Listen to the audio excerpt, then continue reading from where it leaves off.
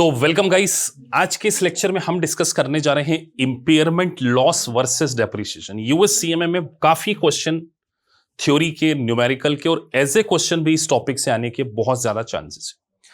तो कई बच्चे तो क्या है, इंपेयरमेंट को और डेप्रिसिएशन को सेम समझते हैं। तो हम इसको डिस्कस करते हैं कि सर क्या ये सेम है या डिफरेंस है। तो हमें थोड़ा सा लाइन पढ़ना पड़ेगा। एक कीवर्ड को मैं हमेशा हाईलाइट कराता हूं। Depreciation is a systematic allocation of the cost of a tangible assets over useful life। यानी कि डेप्रीशिएशन एक सिस्टोमेटिक अलोकेशन है यूजफुल लाइफ ऑफ एसेट की। यानी कि अगर कोई एसेट्स को आपने खरीदा 1 जुलाई को, ठीक है सर, तो जुलाई, अगस्त, सितंबर, अक्टूबर, नवंबर, दिसंबर, यानी का 6 मंथ आपको उसके ऊपर क्या लगाना पड़ेगा, सिस्टमेटिकली डेप्रिसिएशन लगाना हो। तो पैसेज ऑफ टाइम के कारण भी जितना पैसेज ऑफ टाइम हो चुका है उतना प्रोपोर्शनेट आप उस एसेट के ऊपर डेप्रिसिएशन क्लेम कर रहे हैं। तो डेप्रिसिएशन क्यों लगता है sir? Wear and tear, usages, passage of time, इनके कारण से डेप्रिसिएशन लगता है। लेकिन at the same time impairment कोई सिस्टमेटिक एलोकेशन नहीं है कि आप हर महीने लगाएंगे, साल में 2 बार लगाएंगे, 6 महीने लगाएंगे। एक अनएक्सपेक्टेड लॉस है। और ये अनएक्सपेक्टेड लॉस किन कारणों से हो सकता है? ऑब्सोलेंस के कारण, वेयर एंड टियर के कारण, कोई टेक्नोलॉजिकल चेंज हो जाए। आप सोचिए, आप एक मशीन लेकर आए, एक कार लेकर आए, अब उस कार का एडवांस वर्जन आ गया, ऑटोमेटिक कार आ गई, तो क्या होगा कि इसकी रिकवरेबल अमाउंट चेंज हो जाएगी। यहां पे मैं एक वर्ड यूज कर रहा हूं, रिकवरेबल अमाउंट। यानी कि सर आप कह रहे हैं कि लेट से आपने $10,000 की एक एसेट्स को बाय किया, अब उससे एडवांस वर्जन आ गया, उस टेक्नोलॉजिकल चेंजेस के कारण आपकी इस एसेट्स की वैल्यू मात्र 4,000 रह गई। तो आपको इस प्रकार की एसेट्स के ऊपर क्या करना पड़ेगा? इंपेयरमेंट बुक करना पड़ेगा। So impairment is not an a systematic allocation, depreciation is a systematic allocation. Sir आप ये वर्ड के ऊपर फोकस क्यों कर रहे हैं? बेटा यूएससीएमए की एग्जाम जो होती है ना, वो एमसीक्यू बेस्ड होती है। तो यहां पर कीवर्ड आपको डेप्रिसिएशन में सिस्टमेटिक, यहां पे अनएक्सपेक्टेड। तो अब हम क्या करेंगे, as per US gap impairment की पूरी अकाउंटिंग को समझेंगे। ठीक है, तो यूएस गैप में एक अकाउंटिंग स्टैंडर्ड कोडिफिकेशन है 360, जो ये बात बोलता है कि अगर आपको इंपेयरमेंट लॉस बुक करना है तो आपको 2 स्टेप्स फॉलो करनी पड़ेगी। ध्यान रखिए, there is a 2 step model under the US GAAP for impairment loss. पहला मॉडल बोलता है रिकवरेबिलिटी टेस्ट। आपको देखना है कि वो एसेट रिकवरी कर पा रही है या नहीं कर पा रही, और अगर ये एग्जिस्ट होता है, आपको लगता है कि रिकवरी नहीं हो पा रही, तब जाके आपको सेकंड स्टेप पे जाना है। मतलब यहां पर पहला recoverability test is a deciding criteria जिसके बेसिस पर इंपेयरमेंट लॉस बुक होगा या नहीं होगा। चलिए, तो हम, और ध्यान रखिए, पहली स्टेप केवल डिसाइड करती है, पहली स्टेप के कारण लॉस बुक नहीं होता है। मैं थोड़ा एग्जांपल देके आपको समझाऊंगा। यहां पर इंपेयरमेंट लॉस को बुक करने की एक थ्योरी लिखी हुई है, बहुत इंपॉर्टेंट है, ये कीवर्ड्स है। यहां पर 2 पॉइंट है, पहला और दूसरा। If undiscounted future cash flow is greater than or equal of carrying amount, no impairment loss. यानी कि अगर हमने कोई एसेट को बाय किया है और उसको यूज करने से होने वाले कैश फ्लो अगर कैरिंग अमाउंट से ज्यादा है तो इंपेयरमेंट एग्जिस्ट ही नहीं करता। एग्जाम्पल समझाते हैं। आपने एक बस खरीदी, आप पैसेंजर का बिजनेस करते हैं, आप लोगों को छोड़ते हैं, बस खरीदी आपने, व्हीकल है आपके पास, आपने खरीदा $20,000। अब इस बस को यूज करके आप क्या करेंगे, कैश फ्लो जनरेट करेंगे। लेट से आपको कैश फ्लो 18,000 का ही जनरेट हुआ, तो ये कैश का इनफ्लो है। तो सर कैरिंग अमाउंट 20,000 थी और इनफ्लो तो 18 ही है, इसका मतलब इंपेयरमेंट एग्जिस्ट करता है।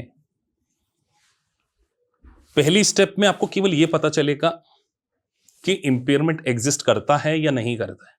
सेकेंड स्टेप में जाके बुक करेंगे। अगर मान के चलिए यहां पर इस 20,000 को यूज करके हम 22,000 जनरेट करते तो सर इंपेयरमेंट एग्जिस्ट ही नहीं करता, हमें सेकेंड स्टेप में जाने की जरूरत नहीं है। तो सर सेकेंड स्टेप में तब जाना है जब होने वाले कैश फ्लो कैरिंग अमाउंट से कम होते हैं, यानी कैरिंग अमाउंट क्या होती है, ज्यादा होती है किससे, अनडिस्काउंटेड फ्यूचर कैश फ्लो। यहां पर एक वर्ड लिखा है अनडिस्काउंटेड, इसको भी मैं हाईलाइट कर रहा हूं। क्या होता है कि जो चीज फ्यूचर में मिलने वाली हो, यूएस गैप बोलता है उसकी प्रेजेंट वैल्यू नहीं निकालना, यानी कि 5 साल बाद अगर आपको 50,000 होना तो आज भी उसको 50,000 ही मानेंगे। You don't need to discount, present value का यूज नहीं करना। तो सर आपने ये बोला कि पहले टेस्ट में तो हम इंपेयरमेंट टेस्ट को चेक करते हैं केवल। आगे बढ़ते हैं, एग्जाम्पल के तौर पे यहां पर आपको एक क्वेश्चन दिया है कि हमने एक मशीनरी को खरीदा $500,000 में, ठीक है सर। अब उससे होने वाले कैश फ्लो कितने हैं, 420। इसका मतलब इंपेयरमेंट एग्जिस्ट करता है। इट डजंट मीन कि आपको 5 लाख और 420 का डिफरेंस 80,000 लॉस बुक करना, नहीं। यहां पर इंपेयरमेंट होता है क्योंकि कैरिंग अमाउंट होने वाले कैश फ्लो से ज्यादा। अब आप सेकेंड स्टेप पे जाएंगे जहां पर आपको मेजर करना है और वहां पर आपको एक वैल्यू देखने को मिलेगी which is called fair market. तो आपने फेयर मार्केट वैल्यू को कैरिंग वैल्यू से कंपेयर करना है, क्योंकि यहां पर $500,000 हमारी कैरिंग अमाउंट थी और उसकी फेयर मार्केट वैल्यू केवल 350 थी, तो हमें यहां पर 150 का लॉस बुक करना है। यानी सर पहली स्टेप के बाद दूसरी स्टेप में आप कैरिंग अमाउंट को एफएमवी फेयर मार्केट वैल्यू से कंपेयर करते हैं और 150 का लॉस आपने बुक कर लिया। यानी sir impairment loss account debit to accumulated 1,50,000 impairment loss. अब एक क्वेश्चन यह है, अगर सर इसकी फेयर मार्केट वैल्यू 520 होती तो क्या हम लॉस बुक करते, नहीं करते। भले ही इंपेयरमेंट टेस्ट एग्जिस्ट था, होने वाले कैश फ्लो 420 थे प्रीवियस एग्जांपल,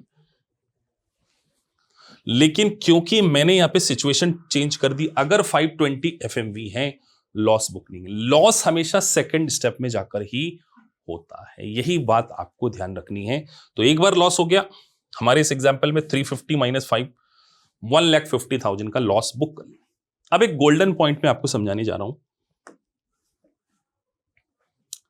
कि सर अगर एक बार जो लॉस बुक कर लिया, क्या उसका रिवर्सल पॉसिबल है। जैसे आपने क्या करा था, 5 लाख कैरिंग अमाउंट थी ना, और उसकी फेयर मार्केट वैल्यू 350 थी, तो आपने 150K का लॉस बुक कर चुके थे।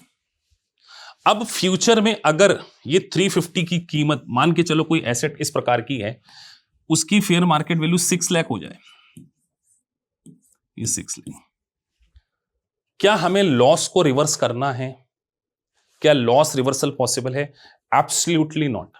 फिर लॉस आप नहीं बुक करेंगे, क्योंकि एक गोल्डन रूल यूएस गैप जो कि रूल बेस्ड है, वो ये बोलता है reversal of impairment loss under US gap, reversal of impairment loss is not allowed, never allowed.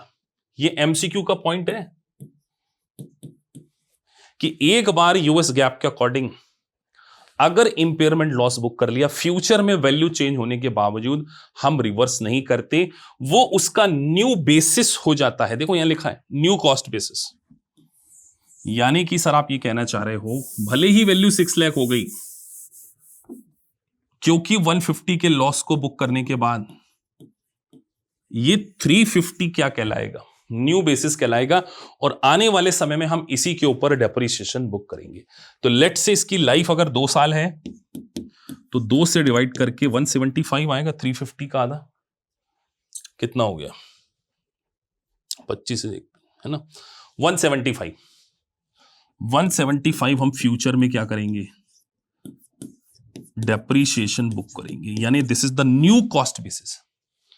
तो सर आपने एक अनडिस्काउंटेड वर्ड के ऊपर हाईलाइट कराया न्यू कॉस्ट बेसिस के ऊपर, क्योंकि these all are the points of MCQs. तो ये सारी चीजें आपसे एमसीक्यू में पूछी जाती हैं। And the most important word आपसे बहुत बार एक क्वेश्चन में देखिएगा, क्या रिवर्सल यूएस गैप में पॉसिबल है, नहीं। सर रिवर्सल आईएफआरएस में पॉसिबल है, लेकिन हम तो यूएस गैप पढ़ रहे हैं, तो why we should talk about IFRS? तो आईएफआरएस रिवर्सल को कंसीडर करता है बिकॉज आईएफआरएस प्रिंसिपल बेस्ड है और यूएस गैप रूल बेस्ड है, तो यूएस गैप कभी भी रिवर्सल लॉस को कंसीडर नहीं करता। This is the very very important. तो एज ए क्वेश्चन हो, एमसीक्यूज हो, इंपेयरमेंट को आपको माइन्यूटली समझना पड़ेगा। Undiscounted cash flow, two step model, जो टू स्टेप मॉडल मैंने बोला वो बहुत ज्यादा इंपॉर्टेंट। चलिए आगे बढ़ते हैं।